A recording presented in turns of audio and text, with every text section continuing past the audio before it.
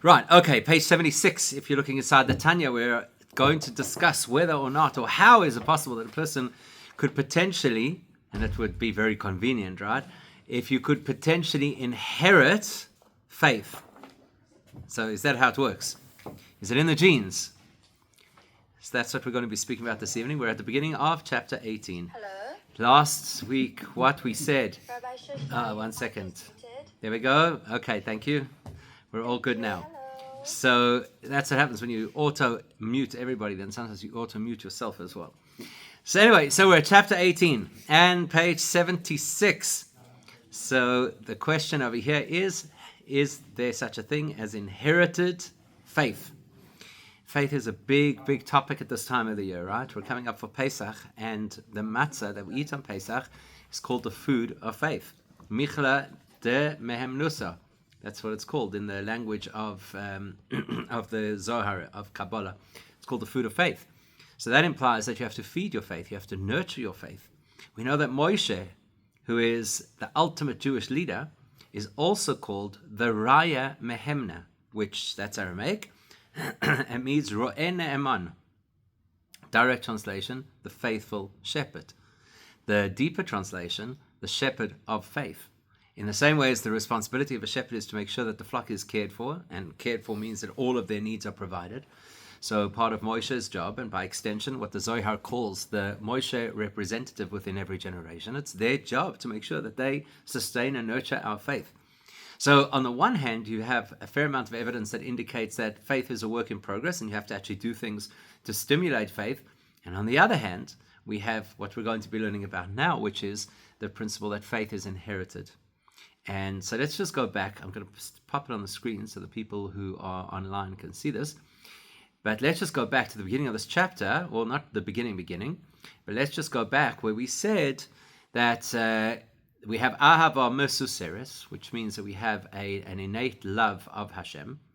And that ahava mesuseres, that innate love or that hidden love that we have towards Hashem, that is something which every single one of us has, regardless, doesn't matter how frum you are or not frum or whatever it is, doesn't make a difference. Every one of us has this innate faith and love of Hashem. So the question is, how did it get there? How did it get there? From our parents? Okay, maybe? so that's what we're going to learn. Okay, so we learned last week. Last week we learned that it's Yerusha Lanu Me'avoseinu, that it is an inheritance that we get from our forefathers. And bear in mind, of course, when we speak about the forefathers, we're not talking about our biological grandparents. We're talking about Avraham, Yitzchak, Yaakov. We're talking about the great fathers of history, the great patriarchs and matriarchs of our history. That's how we got to have faith in Hashem. Okay, so we need to understand how that is possible. So let's get straight in to where we are this evening, which is, if you are looking inside the book, so it's it's just before that full stop. You see there's a full stop over there, so it's just before the full stop. And if you're looking on the screen, then where it is the third paragraph. I'm just going to move it up so that it's right at the top. Okay, rak. Do you see the word rak? That's where we are. Rak. So we've thrown out these very important principles, which are that every one of us has love of Hashem that is hidden somewhere inside our psyche. It's part of our makeup, it's part of our DNA. And we've learned that this love that we have towards Hashem is Yerusha. It's an inheritance that was passed down to us from the forefathers. So now we have to ask ourselves these questions. The questions are, and that's how we're going to really get into the depth of this chapter. We need to explain and first to introduce ba'er hetev. Ba'er hetev means a thorough explanation. That's something that is a thematic expression in Tanya, because Tanya teaches us that you can't understand things just by clicking through.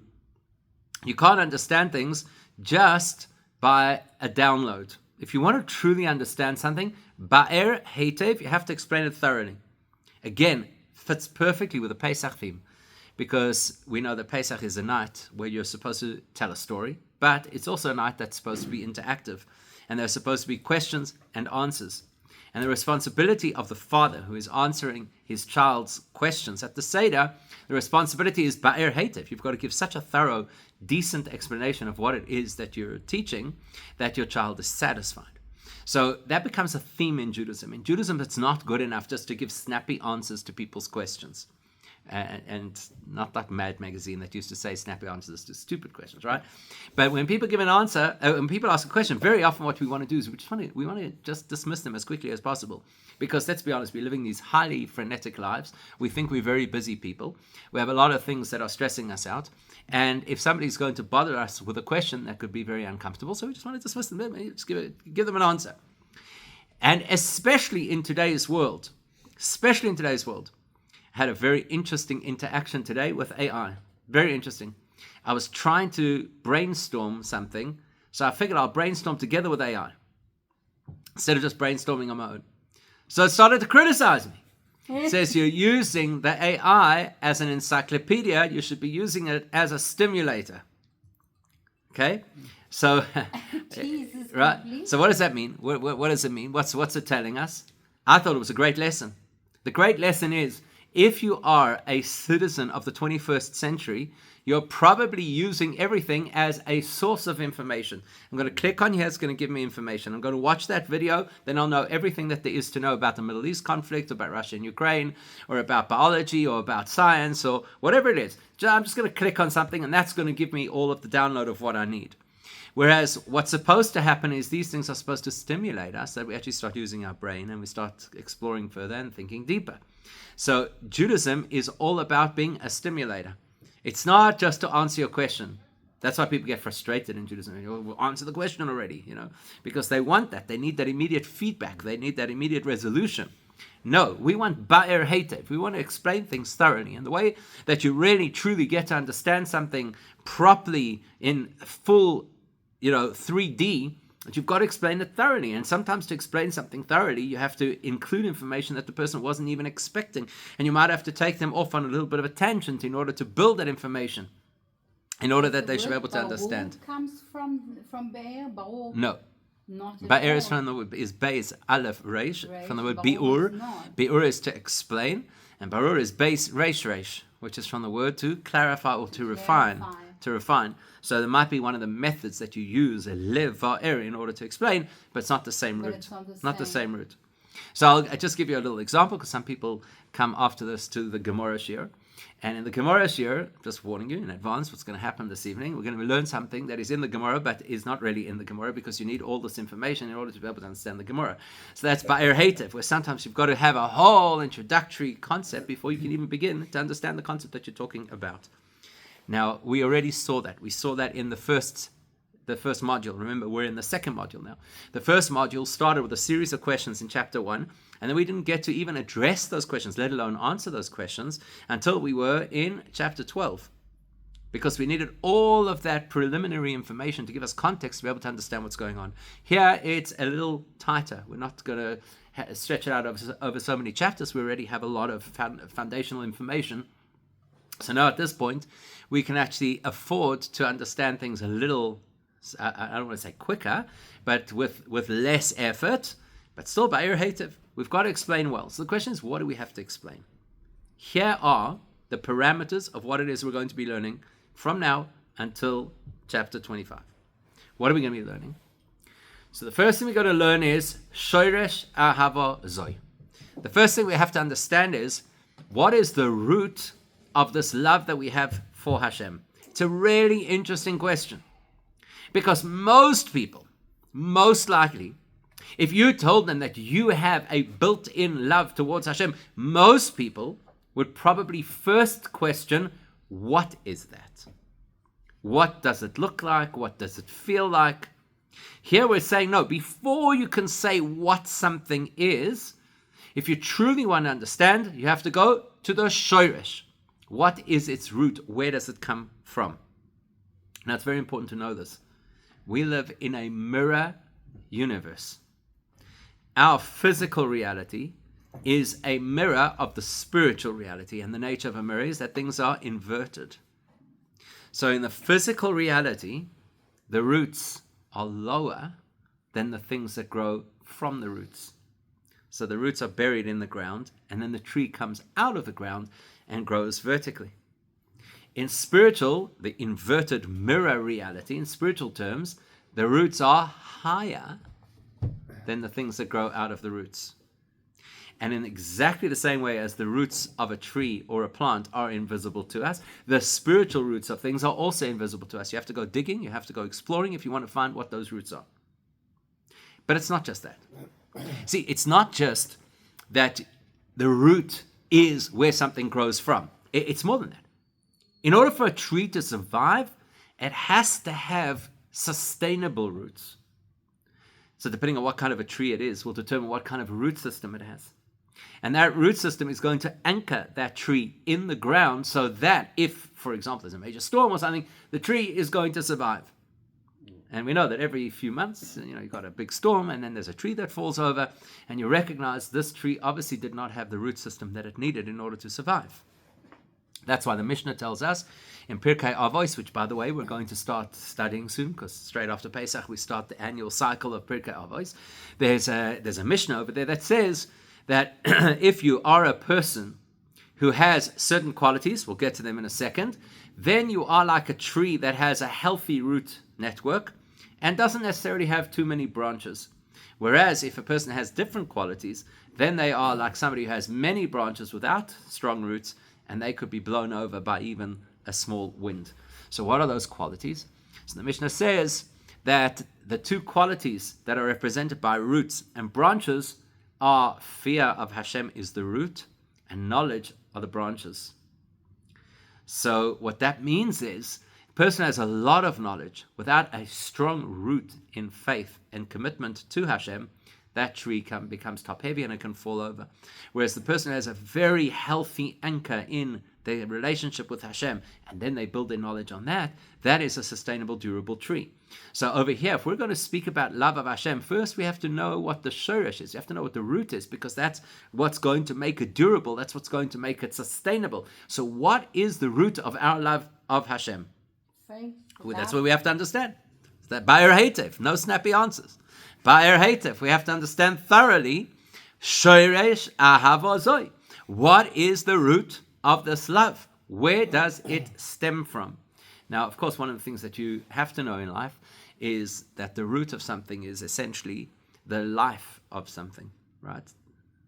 So, just without getting too sidetracked over here, but just a very interesting halachic perspective in the laws of purity and impurity, okay? Which for us is a very abstract area of Jewish law. Purity and impurity, I mean, let's be honest, it's not something you can touch, it's not something you can measure, it's not something you can see. It's difficult for people to relate to purity and impurity, and most of the laws of purity and impurity don't apply in today's world because they were in the context of the Beis HaMikdash. So many of those laws don't apply. For example, in our lives, there is no practical implication of food becoming contaminated by impurity. It can happen, but it doesn't have a practical implication for us. So if your lunch became contaminated and became impure, it doesn't matter. You're impure anyway in today's world, so you would eat the lunch. But in original Judaism, which is the way Judaism is meant to be practiced, purity and impurity is a very big deal. And so one of the laws around purity and impurity is that if something is still growing, it can never become contaminated. It's a great lesson, right? If something is still growing, it can never become contaminated. So then the question is, how can you tell if something is still growing? So the halacha is, as long as it has one sustainable root that's still allowing it the nutrients from the earth in order for it to grow, then it is protected, it is immune to impurity. So if we're going to talk over here about the root... Can I ask a question on it? You could ask a question. Sorry to interrupt. Sorry. Is that because Tuma is to do with death? So if that would be the still easy growing, answer. then it's still attached. Yeah, that would be the easy answer. Because this is not a shir about Tuma, we'll have to satisfy ourselves with the easy answer. But that would be the easy answer, right? That impurity is associated with death. So therefore, as long as something continues to live, it is protected from impurity. It's not a good enough answer because a person, while they are alive, can also become impure. So that's what I'm saying. It's a simple answer. It will I mean, you're on the right track, absolutely, but it's beyond the scope of what we're doing over here this evening. What I wanted to illustrate, though, is then we say shoresh ahavosa, when we say the root of this love, root means what's keeping it alive. Not just where does it come from, why do we have it, where did it originate, but what's keeping it alive? That's a very important question, because a person could say, you know, X amount of years ago when I was born, I had this root placed inside of me of love, but now, who says that it's still viable? So it's really important to know that when we're talking about a root, we're not just talking about where did it originate, we're talking about what's keeping it alive now. So that's question number one we're going to have to address. Where did this love come from? What keeps this love going? Question number two, ve'inyono. What is the nature of this love? What does it mean practically? Now that's the question most of us would have gravitated towards. What does this love actually mean? What does it look like? What does it feel like? Do you know anybody who's experienced it? Have you ever experienced it? So that's inyono. The third question we have to ask is, ve'eich hi yerusha lanu. That's the one we're going to deal with tonight. How do you inherit love? How do you inherit love? I can understand that you could inherit somebody's poor eyesight. You can inherit somebody's need for orthodontics. There are many things that you could inherit. DNA. But how do you inherit a feeling? How do you inherit a feeling? An emotion. Because if generically we always inherit emotions, then how do people ever change? How can we ever grow? Just this is me. What do you want? My parents were like this. My grandparents were like this. We are a family of people with this particular emotion. That's not satisfying. That's not good enough. You can't claim that because in our family we have a particular emotional streak, that's why we're all this way. No. The goal of being human is to work on ourselves and to be able to change. It's not good enough just to say we have this emotion inbred in us. So how do you have a love of Hashem that is inherited? How? How does it even work? And then one question that none of us would have seen coming. So there's 4 questions in total that we have to examine. The last question that we would never have seen coming, and we're only going to deal with this in like chapter 22, and that is, Va'eich nichlol ba gam dechilu. How can this love also incorporate within it fear of Hashem? Now, the reason nobody would see this coming is because, let's be honest, when you hear about love, you don't naturally think, and what about fear? Our brains don't work that way. When we hear about love, we think, oh, that's beautiful, that's wonderful. Love, obviously a person has a love of Hashem, that's a wonderful thing.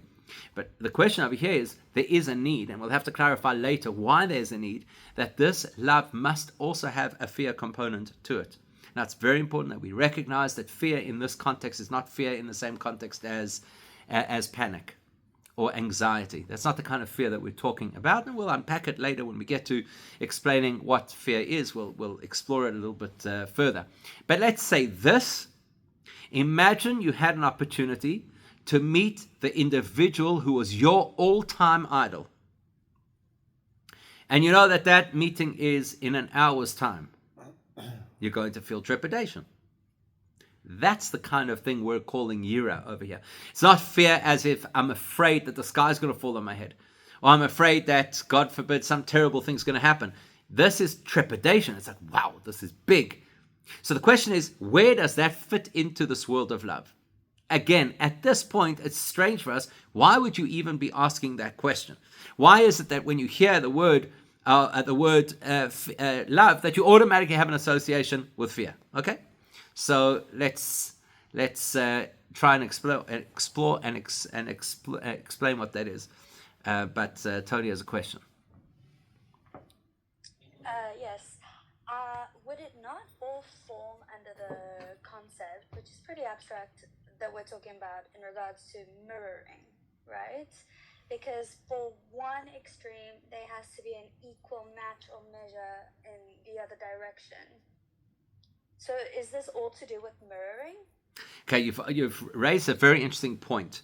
So the mirror that I was describing before is the mirror of the physical as a mirror of the spiritual, meaning to say that it's almost like completely inverted, it's almost completely upside down, that whatever's happening, and by the way, we could explore that mirror further, because whatever's happening in the spiritual world is happening in an inverted fashion in the physical world. Just to illustrate the point, there's a famous story in the Gemara about an individual who passed away, one of the great sages, and then he appeared in a dream to one of the other great sages, and he said, "Nu, what's it like on the other side?" Obviously, a piece of information everybody would like to have. And this individual who had passed away, the great sage who had passed away, said, well, you have to understand that in this world, meaning the world of souls, everything is upside down from how it is on physical earth. And he then went on to explain that whoever is held in high regard on earth is a nothing in heaven. And those who are nothings on earth, they are held in high regard in heaven. That's a concept of this mirror. So the principle of a mirror is that it kind of operates almost exactly in the opposite way. Love and fear, although they feel opposite, that's true. They definitely feel opposite. They don't necessarily conflict. So we have to make a big distinction between something which is different, something which is even diametrically opposed, versus something that conflicts. So let's talk about this for a second, just because now it's come up in the conversation. Let's talk about it for a second. So let's say, for argument's sake, in fact, let's make this like really personal. Jeff, off the top of your head, tell me something that you love. Notice it doesn't say someone, so it's not your dog. Okay, perfect. But there is a someone. Okay, so there you go. So okay, we're not getting to that debate now. So you love your dog. Okay, fine. So you love your dog. Okay. Is there any fear that you have around your dog?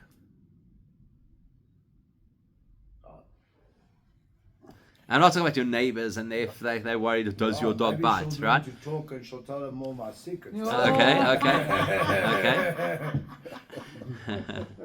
So what's the greatest fear? What's the fear that a person has around something or someone that they love? Loss.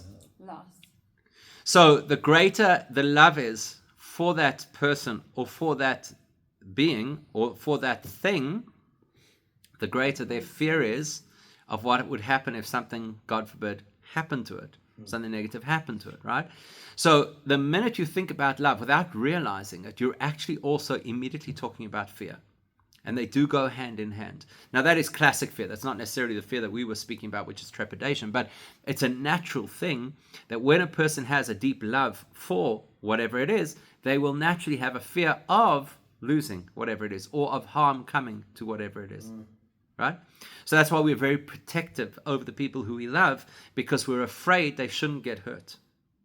So that's why it's quite a natural thing that when we speak about love, naturally fear should creep into the conversation. But that's not the real reason why it is the conversation here. The conversation here is this. There are two obligations. If you have a look, the Rambam writes 14 volumes, this encyclopedia of Jewish law. I mean, it's the most thorough thesis on Jewish law that exists, is the Rambam's Mishnah Torah. In the beginning of his Mishnah Torah, and anybody who's familiar with the Rambam's writing style and his incredible approach to Judaism, you'll know that the Rambam has the foresight that in the beginning of his 14 volumes, he already knows where he wants to get to by the end of it, so that every piece builds on the preceding piece, so that you can't just like come in the middle and think you've got the whole picture. If you come in the middle, you've just got a slice of the picture. But if you follow his method right from the beginning, everything just becomes clearer and everything builds on each other and so on and so forth. So right at the beginning, he tells us what the foundations of Jewish belief are and how those are expressed in core mitzvahs. And by the way, these are mitzvahs that a person can fulfill at any time. Out of 613 mitzvahs, how many do you think you could fulfill at any time? At least 20 odd of them can't be done. Can't be done, okay? So that takes us to 595. But can you do it all the time? So the answer is 6. Anytime? There are 6 mitzvahs that apply 24/7, 365. 2 of those mitzvahs are the mitzvah to love Hashem and the mitzvah of Yiras Hashem, which we will loosely translate as fear of Hashem. And they go hand in hand, and they're both presented. The Rambam presents them right up at the beginning. So after he tells us that we have a mitzvah to know Hashem, because there isn't really a mitzvah in the Rambam's view to believe in Hashem, because that's a bit self-contradictory. If you don't believe in Hashem, why would you be doing a mitzvah in the first place? So the minute it's a mitzvah, that presupposes that you have faith in Hashem. So you can't have a mitzvah to believe in Hashem. Rather, the mitzvah is to know Hashem. Straight after that, he tells us the mitzvah is to know Hashem, the mitzvah is to know that Hashem is one, and the next two mitzvahs that he puts literally in parallel, to love Hashem and to fear Hashem. So therefore, in Judaism, any time that you speak about love, you are naturally speaking about fear, love of Hashem.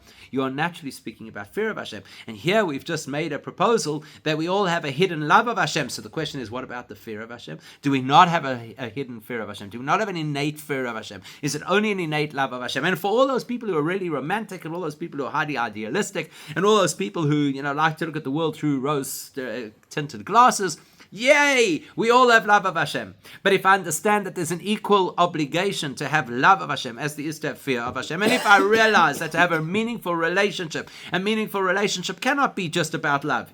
Again, let's go back to those we love. That relationship cannot only be about love. It has to also be about fear. Because if we don't fear, for example, that they could get sick, we might give them too much sweet, too much sugar. If it's just love. So, therefore, the minute we say that built into us, innately, at the core of our being, is this incredible love of Hashem, we have to automatically ask the question, what about fear? So these are our 4 questions we're going to examine in this chapter. Not necessarily in the order they're presented. What is the root of our innate love of Hashem? What is the nature of our innate love of Hashem? How did we get to inherit a love of Hashem? Because we're saying it's an inheritance. And where is the fear built into this love? Okay, those are our questions. So let's, Sorry, it's Sherry. When we talk about the fear of Hashem, don't we actually mean not fear as in trepidation, but in awe of his greatness? Awe is a higher level of fear. But there is an entry level of fear, which is trepidation. So, halavai, please God, at some point we graduate to the level of being in awe of Hashem. But for many of us, we haven't yet got to the point of trepidation. So we still have a way to go before we get to the level of awe of Hashem. But you are correct that the ideal translation of yira is awe of Hashem. So let's understand, how did we get to inherit love? That's what we're going to try and get through this evening. Veha inyan. So the message is as follows. The concept is as follows. Ki ha'avois hein hamerkava. Because our ancestors, our patriarchs, and by extension our matriarchs, they are the Merkava. For those people who are into the Israeli military, you'll know that Merkava is a type of a tank. Right? The Merkava tank. If you are into classic Hebrew, then you know that a Merkava is a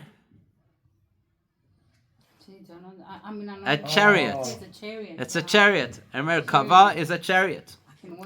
And if you are a auto buff, then a Merkava is a car. Even though that's not how we say it in today's world, right? We'll say rechev. In Hebrew. Rechev comes from the same word. It's the same root. Right? So, what are we saying over here? We're saying that our forefathers, Abraham, Yitzchak, and Yaakov, they were Hashem's chariot. It sounds highly poetic and doesn't necessarily explain anything to us. That's something else. Something else. Not the same. Right? Not the same. Here we're saying that the forefathers are the Merkava. Okay? So, what do we mean? What do we mean that they're Merkava? What does that mean? They're their vehicle. What does it mean? Completely subservient. There we go. Completely subservient. Okay? There we go.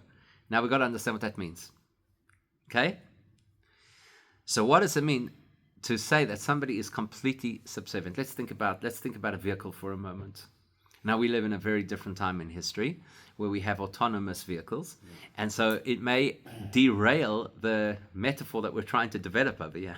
Because an autonomous vehicle could be a bit problematic. I don't know if anybody saw, they've got those delivery drones, robots, whatever you want to call them, in the United States that drive around. Walmart has them, or whatever the case be, like these little things. So the other day, one of them was delivering something, and it went down a particular route, and there was a bus stop, and the bus stop had a glass side, as bus stops often do, and it was unable to see. I guess the glass is very clean, so it just smashed right through the glass to get on with its particular delivery. So that's what you call an autonomous vehicle that is not necessarily doing what you would like it to do.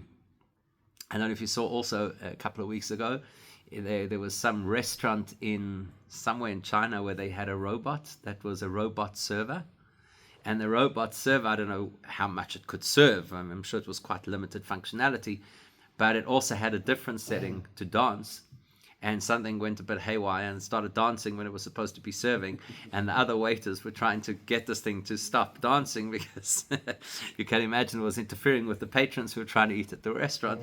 So those things that are autonomous entities in the world of robotics and technology, sometimes the autonomy can get a little bit haywire and can get a little bit out of control. But in the good old days, like last year, when there wasn't such a thing as an autonomous vehicle necessarily on our streets, there still is an autonomous vehicle on our streets, although I think some of the minibus taxis over here are effectively autonomous vehicles. So, but in the good old days, you used to go get a driver's license, yes? You used to go get a driver's license, which is something some of our children may never experience. They may never have to experience, right? So you go to have you get to get your driver's license. What happens? You got to learn all these controls, all these different things, how the car works. Now, if you've ever read, I don't know if you have, if you've ever read the incredible things that people have included in insurance claims for car accidents, you would imagine that long before Elon Musk, there were many people who believed in autonomous vehicles. Right? Person says, I don't know what happened. I pushed the brake and it went forward. We actually had a story when we were newly married and we were living in this block of flats.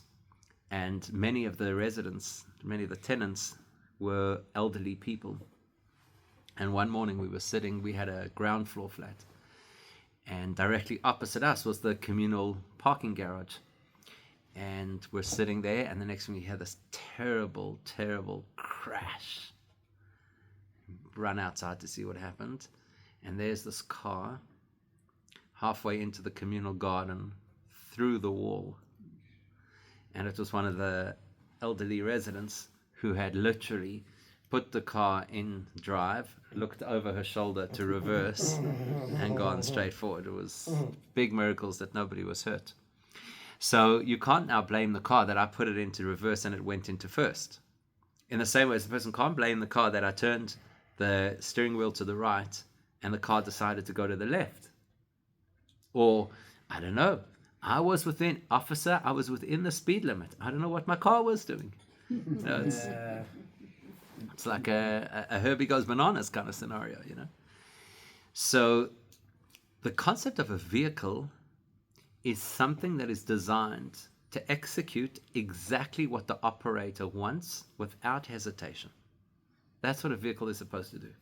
So the vehicle could be a car, but the reality is that any item of technology that we use is actually a vehicle for us. And it may not be a vehicle of transportation, but it's still a vehicle. So for example, when you take a plate of food and you stick it into the microwave and you set the microwave to go for 2 minutes, it's a vehicle for what you want. It's not going to say, I don't think this food is ready yet. I'm sure we'll get there. I'm sure we'll get to smart AI microwaves. They're going to say, nah, this is not done. I'm staying on for another 45 seconds. It's coming.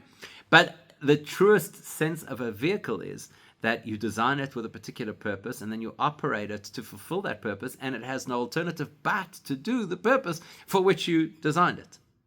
That's really what a vehicle is. So what does it mean then? We say that our forefathers were a vehicle for Hashem. That means that they achieved such a level of dedication where they no longer had to think, what does Hashem want me to do? In the same way as your car doesn't have to think, hang on, he turned the steering wheel to the right. What do I do now? The driver has to do that. The driver has to remember, right? You see when somebody's trying to get their license, they've got to remember, what do I have to do? I have to engage the handbrake, and I've got to look at the blind spot, and I've got to, there's a whole lot of things I've got to remember. The car doesn't do that. The car doesn't say, oops, what am I supposed to do now? I had a late night, I'm a bit hungover, I'm not quite sure I know what to do. No, the car just does every single time. It does exactly what you tell it to do because it's a vehicle. So Avram, Yitzchak, and Yaakov, and by extension, Sarah, Rivka, Rachel, and Leah, these are individuals who reach such a high level of not only dedication to Hashem, but connection with Hashem, that they not only do what Hashem wants, they're incapable of anything else. Just like the vehicle. So let's use a little example just to illustrate this point. It's a fascinating example. But Absolutely they never had fascinating. Perfect lives. Perfect life is that's not an indicator. The fact that a person does not have a perfect life is by no means an indicator of how spiritually connected they are or are not. Word. Right? So, okay, here's a good example. So, Kat is giving a good example in the chat, which is, I was going to talk about Abraham in a second. So, what's a fascinating example of this is our forefather Abraham. Why? Okay, that is fine. Because Abraham is a person of chesed. That's his whole makeup. He is the nicest, kindest, gentlest, most tolerant person you would ever wish to meet. I mean, think about it. Free hotel in the middle of the desert. Here's a person who, when the worst rogues on earth are about to be annihilated, he's negotiating with Hashem. Maybe there's still somebody over there, who's half decent. He's the person where his nephew turns his back on him and goes to live in the Las Vegas of the time after everything that Abraham did to try and make him into a mensch. And then because of that poor decision, because of his landing up in Sodom, he gets taken hostage in the big war of Sodom. And who goes running to rescue him? Abraham. So Abraham is a person of absolute chesed, in the highest form of chesed. Then Hashem says to him, I want you to sacrifice your son, which is clearly not chesed. That is the antithesis of chesed. Ordinary people who are not the champions of goodness and kindness could not put a knife to their child's neck. And he goes ahead to do it. What does that tell you? What does that tell you? That is crazy. It tells you that he's dedicated. That tells you that he's dedicated. It doesn't yet tell you that he is a vehicle. How do you know that Avraham is a vehicle to what Hashem wants?